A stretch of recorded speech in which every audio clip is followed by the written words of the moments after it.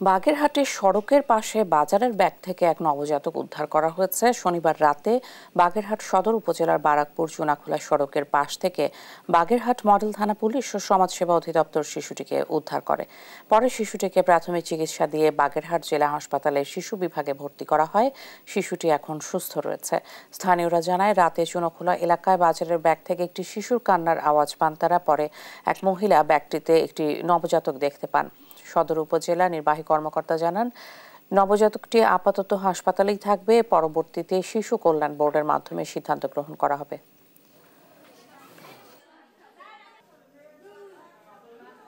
এই সমাজসেবার মাধ্যমে আমাদের এখানে একটা অজ্ঞাত বাচ্চা আমরা একটু আগে এখানে রিসিভ করেছি। বর্তমানে সুস্থ আছে।